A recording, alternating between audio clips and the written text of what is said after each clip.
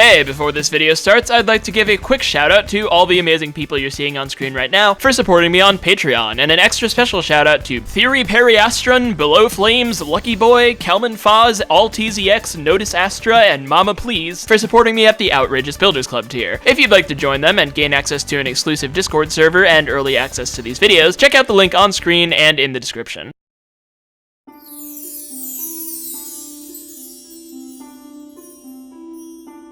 On October 22nd, 2007, a 14-year-old kid by the name of Luke Weber joined Roblox under the handle Stickmaster Luke due to his passion at the time of creating stick figure animations on YouTube. At that time, Roblox itself was very new, only having existed for 3 years, with 2 of those years being private beta testing. It didn't have much to offer its audience of young gamers aside from a bunch of poorly built virtual worlds made out of plastic Lego bricks. And yet, that was more than enough to captivate the minds of some kids, especially Luke, who, just a few weeks after joining Roblox, had already purchased Builders Club for his account and created 10 games, maxing out the Builders Club place limit that existed at the time. And although he didn't know it yet, one of these games was set to change the course of Roblox history forevermore.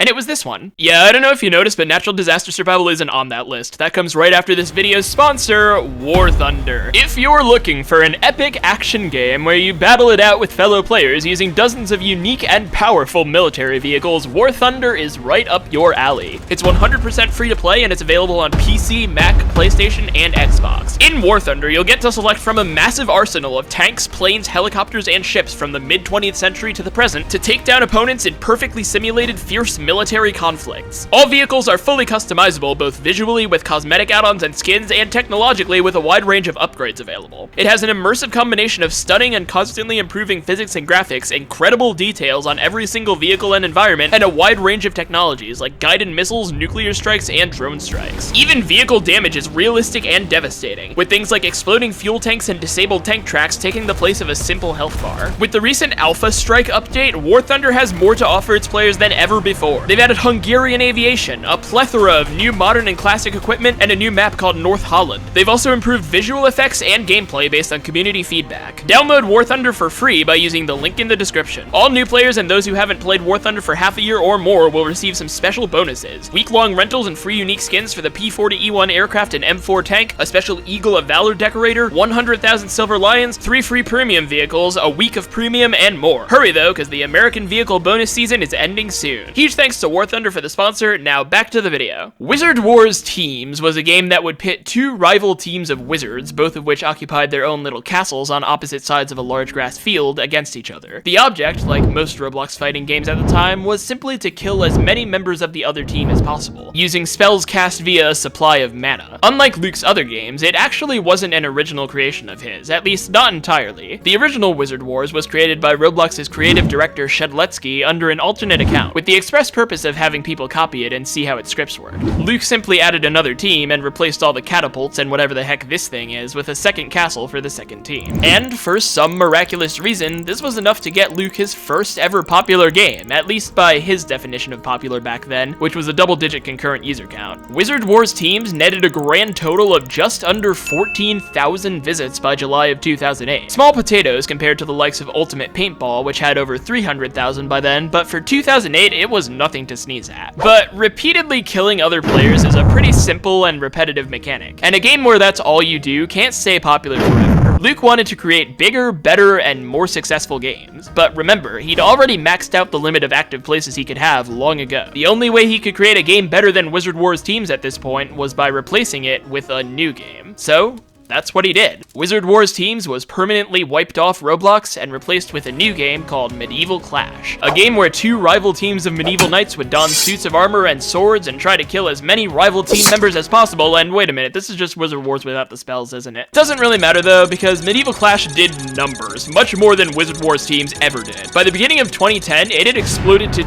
200,000 visits, and likely somewhere around mid-2011, it surpassed 400,000. Like I said before though, repeatedly killing other team members is a pretty repetitive mechanic. By late 2011, Luke had already made a sequel to Medieval Clash called Medieval Clash Perfected, and renamed the original game to Medieval Clash Old Original. This perfected version had already hit over 630,000 visits around the same time that the original was hovering around 400,000. Also, Luke had literally been hired to work at Roblox as an administrator by this point, and still holds that position today actually, so the games on his account had to be top tier. It seemed that Medieval Clash Original had hit its peak, and it was time once again to replace it with a new game.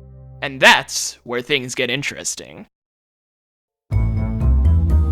To understand how natural disaster survival came to be, you must first understand that it was actually kind of already a thing. Games such as the Tsunami Hazard Zone, where you had to survive a tsunami on a coastline with random structures on it, survive the Rising Lava, where you had to survive rising lava in a tall house, and Storm Chasers, where you had to survive giant tornadoes around a countryside map, were quite popular at the time. Natural disaster survival games made up a whole genre on Roblox, encompassing several different very popular games. But each of these games faced the same problem, which is that surviving the same exact disaster time and time again gets boring. Randomized maps can only do so much to prevent this. At the end of the day, simply surviving a tsunami time and time again is very repetitive, and a game like that is doomed to die out at some point. But what if you randomized not only the map, but the disaster itself as well? It was this line of logic that led Stickmaster Luke to begin work on a new game that he called Disaster Testing, and then, shortly afterward, renamed it to Natural Disaster Survival.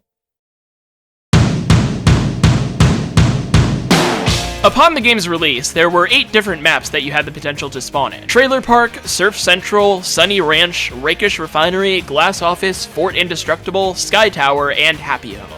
Each of these maps had its own unique quirks and features to it. No two maps could really be survived using the exact same strategy. For example, Surf Central had this indestructible hill on it, Fort Indestructible had tanks that you could drive around in, and Rakish Refinery had this incredibly tall tower on it that you could climb to the top of in a pinch, but you'd probably fall to your death off of. There were also 6 different natural disasters that could happen. Fire, where an invisible fire would spread to all the bricks in the map connected to the fire's start, making them unanchor and killing you if you touched them. Meteor Shower, where a bunch of flaming explosive meteors would fall from the sky. Tornado, where a giant tornado would go around the map and rip all the bricks apart. Flash Flood, where deadly water would rise up and disintegrate some of the bricks. Thunderstorm, where giant bolts of lightning would strike random places. And Tsunami, where a giant tsunami would try to sweep all the bricks off the map. On December 3rd, 2011, Luke announced the game's opening with a tweet that read, "Released my natural disaster game. From page in no time." And while it never got onto the from page, because that's not a thing, it did blast its way onto the front page in a big way. As just 1 month after its release, it had already surpassed 1 million visits. It slowed down after that, of course, but by the end of the year, it had still managed to surpass 2.6 million. And then it randomly picked back up again and cruised past 10 million by the end of the next year. All without a single meaningful update.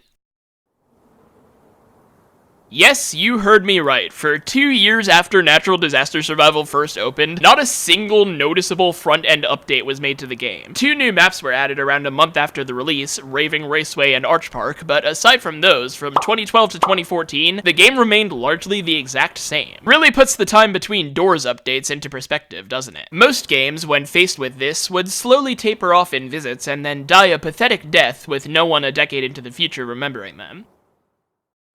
But Natural Disaster Survival is not most games. Somehow, against all odds, the player count kept steadily increasing alongside the rise of the Roblox platform itself. Natural Disaster Survival was already establishing itself as a must-play game on Roblox despite being so simplistic and hardly getting updated. In fact, the game became so popular that it got its own iOS app.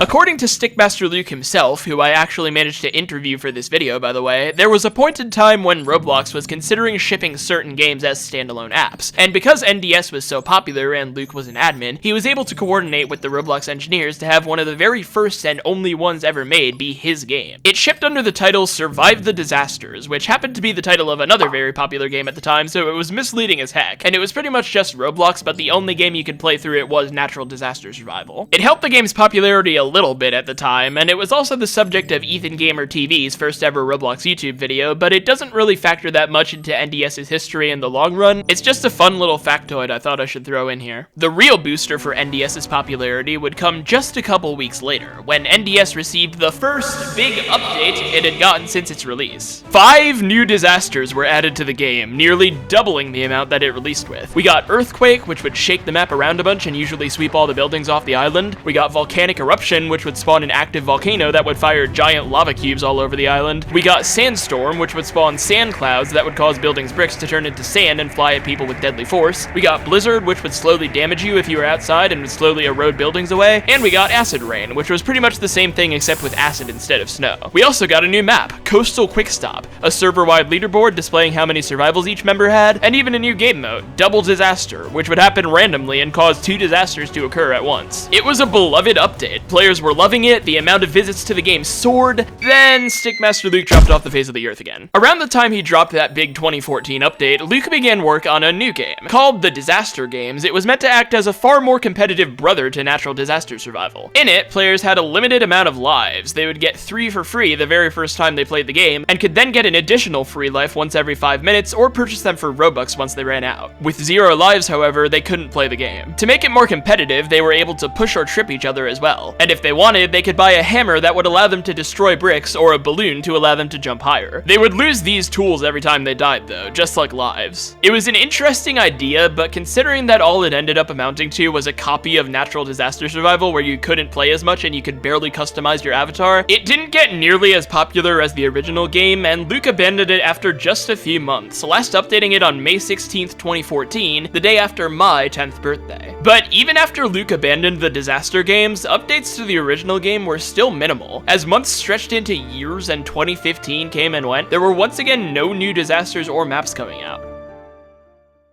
And yet, despite this, the game still flourished. It more than doubled from 10 million visits at the beginning of 2014 to 23 million at the end of the year, and then it more than doubled again to 46 million by the end of 2015. There was a pretty significant update at the beginning of 2016 with the addition of 2 maps, Lucky Mart and Party Palace, though since it had been 2 years, any update would have been significant really. And later in 2016, the Double Disaster mode would be replaced with the Weather Machine, which players could use to pay Robux to make any amount of disasters they wanted happen at once instead of just 2. We also got warnings of exactly which disaster would be happening each round. We got another new map in September called Heights School, and another new map in December called Furious Station, which contained drivable vehicles. 2017 was pretty dormant aside from a few mostly cosmetic changes. There was a new map called Launchland in January of 2018 with a working space shuttle, and in May and June of 2018 we got the new maps Prison Panic and Safety Second respectively. In April of 2019, NDS took part in the 2019 Egg Hunt, and players could get the Rocket Escape hat by getting launched in the space shuttle in Launchland. In April of 2021, we got 3 new maps, Modest Headquarters, Rainbow Ride, and Manic Mansion, and in homage to the COVID-19 virus, which was pretty popular at the time, we got a new disaster for the first time since that big update all the way back in 2014. Deadly Virus, where a couple of people get a purple infection that slowly kills them and can spread the infection to other players by touching them. Since that new disaster, there have once again been little significant updates. The biggest thing that's happened to NDS in the past few years has been an overhaul of the UI to make it more modern looking. It also took part in the 2024 Hunt event, where players had to collect 3 of the clocks that would spawn around the map every round and bring them to a time traveler for a badge. But that wasn't permanent, so it doesn't really count.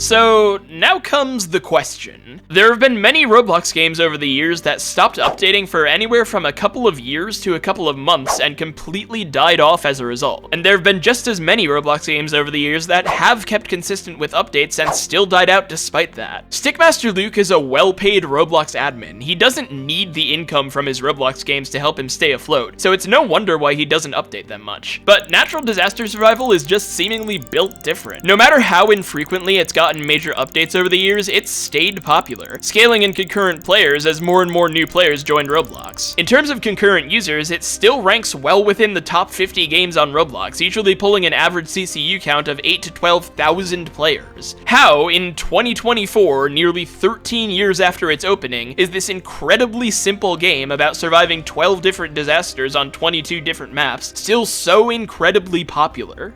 Well, This is one of the questions I actually asked Stickmaster Luke, and he responded, quote, "What I believe makes NDS stand up over time is its simplicity and strong core game loop. It is quick and easy for people to understand what the game is about and how it works. There are very few things in the lobby and very few things to purchase. What keeps people playing are the combinatorial factors which make every round unique. Random disaster plus random map plus unpredictability of people you play with. There are many other factors that help the game too, though. It's a great social hub for casual play with friends and meeting new people on Roblox. It also maintains a basic art style, which people often associate with nostalgia of classic Roblox experiences. Yes, as it turns out, the simplicity of this game is actually the game's whole appeal. With how complex and realistic Roblox games have gotten nowadays, it's easy to forget that not every Roblox game has to be frontlines to be good. Every gaming platform needs simple games that you can enter to turn your brain off for a while, chat with friends, and not worry too much about learning how to play. Natural disaster survival not only fits this bill, but with its lengthy history, it's also become a Roblox icon, being referenced in official Roblox media and being remembered by a lot of former Robloxians as one of their favorite childhood games. It may only feature a relatively small amount of maps and disasters, but it's just enough randomness to guarantee that each round will never be quite the same. All of this, the lengthy history, easy recognizability, the randomness, the simplicity, combined with a god-tier amount of luck, makes for a juggernaut of a Roblox game that I honestly don't think we'll see completely die anytime soon. He may be infrequent, but Stickmaster Luke is planning on continuing to update the game for the foreseeable future, and he loves hearing how NDS has impacted the people of Roblox's lives and what it means to them. As the human experience grows increasingly stressful and complex, there will always be a market for simple, nostalgic fun. On Roblox, natural disaster survival has that market cornered, and to be honest, I can't really think of any game I'd rather have take its place.